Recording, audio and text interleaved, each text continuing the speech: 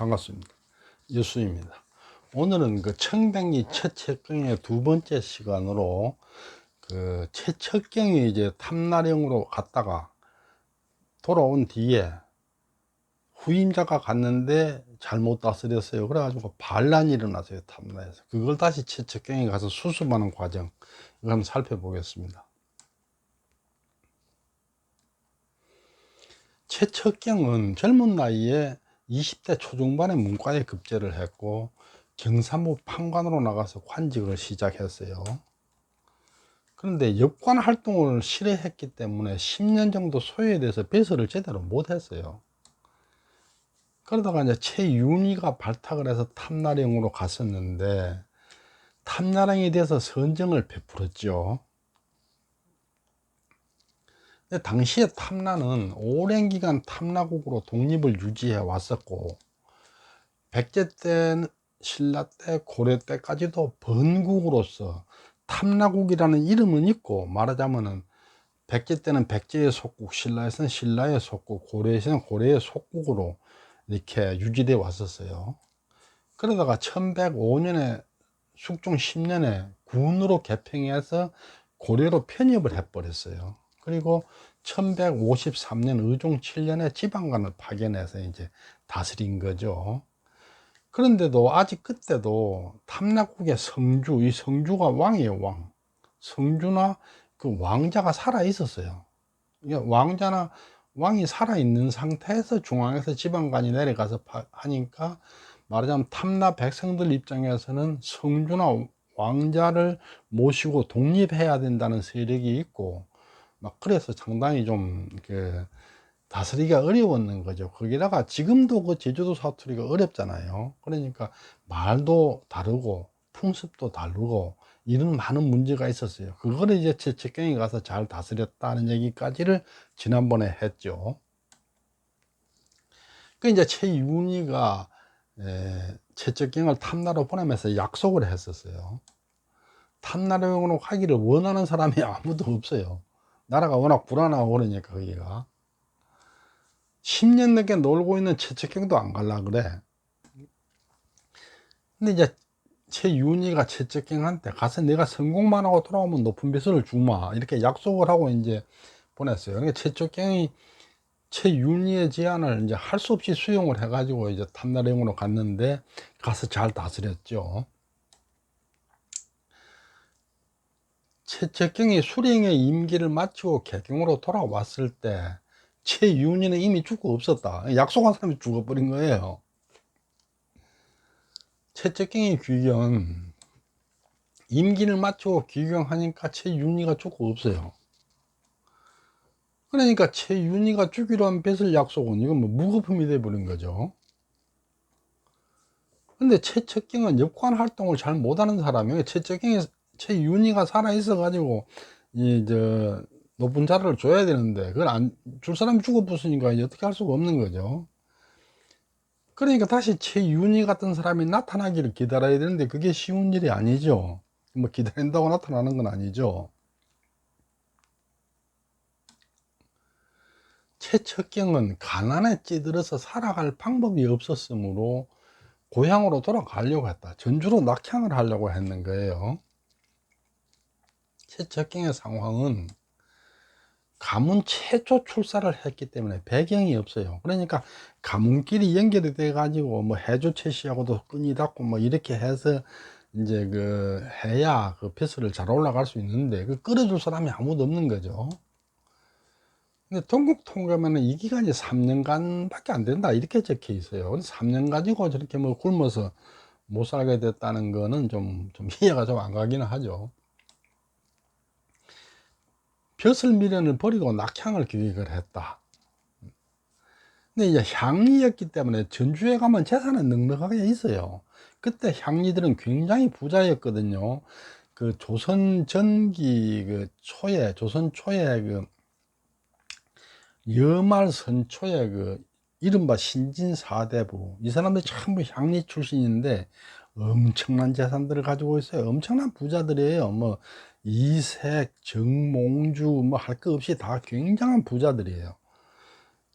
그러니까 이 향리들은 재산은 넉넉했어요. 먹고 살기는 데는 아무 문제가 없는 사람들이죠. 그때의 전라도 안찰사가 급한 보고를 보내왔다. 탐나 사람들이 수령의 형포를 견디다 못해 반란을 일으켰습니다. 그러니까 최측경 후임차로 간 사람이 잘못한 거예요. 반란이 나버린 거예요. 탐라인들의 반란은 언어 풍습이 육지하고 달라서 서로 이질감이 있어요. 그때는 지금식으로 말하자면은 그 당시 제주도 사람은 이 육지 사람하고 민족이 다른 민족이야. 말도 다르고 풍습도 다르고. 그리고 탐락부에 성주와 왕자가 살아 있어요. 이 살아 있기 때문에 그 말하자면 성주를 다시 복원시켜서 왕을 만들어야 된다, 뭐 이런 주장을 하는 사람이 있을 수밖에 없죠. 그러니까 결국 탐나령은 식민지 총독인 셈이에요. 총독으로 가서 이제 왕자나 성주가 있는데도 다스리는 이런 상황이죠. 그러니까 지금 반란이란 게 뭐냐면 탐라인들 입장에서는 독립운동하는 거예요. 독립전쟁을 벌린 거죠. 그걸 이제 폭정으로 다스리니까 반란이 나버린 거죠. 잘 무마를 하다도 끓여가지고 어떤지 해야 되는데 폭정으로 다스리니까 반란이 나버린 거죠. 그들이 말하기를 최측경을 다시 수령으로 보내주면 무장을 해제하겠다고 한다. 최측경을 다시 보내라 이거예요. 반란 세력이 사실은 그 제주 땅이 작잖아요. 그러니까 인구도 얼마 안 되고 힘으로는 고려한테 저항이 불가능하죠. 우리가 본격적으로 쳐들어오면은 바로 망하는 거니까. 그런데 이제 포화관 수령에 대해서 저항을 하는 거죠. 그래서 타협책으로 이제 말하자면은 전임 수령 최측경이 잘 했으니까 그 사람을 다시 보내라. 그럼 우리가 이제 무기 내려놓고 하겠다. 그렇게 한 건 최측경이 선정을 베풀었기 때문이에요. 지금 여기서 이 얘기는 최측경이 아주 정치를 잘했다, 이런 얘기죠. 그러니까 최측경은 아주 청렴하기도 하고 능력까지 갖춘 사람이었다는 걸 알 수 있는 거죠. 임금이 재상 최유층을 불러서 꾸짖으면서 말하기를, 이 최유층 이 사람도 해주채시예요. 그때는 해주채시들이 꽉 잡고 있었어요. 이렇게 어진 사람이 있는데도 어째서 등용하지 않았는가? 왕이 최측경을 불러서 비단을 상으로 내려주며 그 자리에 다시 탐나령으로 임명하였다. 최측경이 다시 임명된 거예요. 탐나령으로. 원래 탐락하기 싫었는데 왕이 가라니까 할 수 없이 가야죠. 근데 탐나의 그 반란을 수습하는 데는 최측경 외에는 대책이 없어요. 전쟁을 하든지 아니면은 최측경을 파견하든지 둘 중 하나밖에 길이 없는 거죠. 그런데 이제 임금이 탐나 사람들의 요구를 수용을 해서 최측경을 다시 임용했는 거죠. 그러니까 부임하기 싫어도 어쩔 수가 없이 다시 가는 수밖에 없었어요. 그래서 이제 왕명을 받아들여서 탐나령으로 다시 부임을 해서 갔는 거죠. 최측경이 가족을 데리고 부임하게 해줄 것을 요청했으므로 왕이 허락했다. 최측경이 이제 내 탐나 가는데 조건이 하나 있어. 내 가족들 다 데리고 가겠어. 요래 되는 거예요. 탐나 수령으로 부임하는 사람으로서 가족을 데리고 부임한 사람은 최측경이 처음이었다. 사실 이 당시만 해도 말하자면 오지죠, 오지. 그런 데를 가족을 데리고 부임하는 경우는 별로 없죠, 사실. 가족 동반 부임을 보면은 탐나는 아주 위험한 백길로 배를 타고 건너가야 되잖아요. 지금도 제주도 가는 데가 뭐 백길이 순탄치 않은데 그 당시는 그 배가 허술했기 때문에 굉장히 위험한 거죠. 그러니까 가족 동반 부임은 굉장히 위험한 선택이었어요. 옛날에 부임하면서 경험이 있었기 때문에 아마 뭐 그런 결단을 냈지 않았나 하는 생각도 들고, 가족을 데리고 가야 주민들하고 융화를 할 수 있을 것이다, 이런 생각을 했지 않는가, 이런 생각이 들죠. 저렇게 오지에 가는 경우는, 지금도 가족을 데리고 오지로 가는 경우는 별로 없잖아요. 목숨 걸고 가야 되는 자리인데 거기를 가족을 다 데리고 갔다는 얘기는 아마 주민들하고 융화를 생각했던 거 아닌가, 그렇게 추정이 되죠. 탐나 사람들은 최측경이 온다는 말을 듣자 즉시 빠른 배를 마련하여 마중을 나왔다. 최측경이 탐나에 들어서자 모두 무기를 버리고 늘어져서 큰 절을 올리며 말하였다. 공께서 부임하여 오시니 저희들이 다시 생명을 얻게 되었습니다. 그리하여 탐나는 예전처럼 안정을 되찾을 수 있었다. 탐나를 안정화를 시켰는데 탐나 주민의 요구를 조정해서 받아들였고, 주민들이 지지하는 최측경을 수령으로 부임을 시켰고, 그래서 이제 반란이 수습되고 안정을 되찾았다.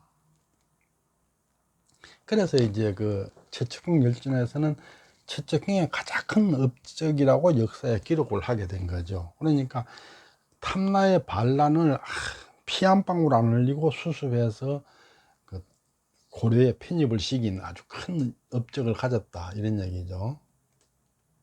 이상 그 청백리 최측경의 두 번째 얘기를 끝내겠습니다. 이어서 그 청백리 최측경의 세 번째 얘기로 최측경의 그 벼슬살이가 어땠는가를 살펴보겠습니다. 최측경은 이렇게 엄청나게 공도 많이 세우고 청렴 결백한 사람인데도 아주 오랜 기간 6푼 벼슬밖에 못했어요. 그럼 맨 마지막에 한 벼슬이 예부시랑으로 마무리를 지었는데, 예부시랑으로 벼슬을 마지막을 지었는데 예부시랑은 정사품 벼슬이죠. 그러니까 이분의 그 업적에 비해서는 굉장히 벼슬이 낮아요. 왜냐? 끌어주는 사람이 없었기 때문이죠. 다음에는 그 최측경의 그 벼슬이 어떠했는가를 한번 살펴보도록 하겠습니다. 경청해 주셔서 감사합니다.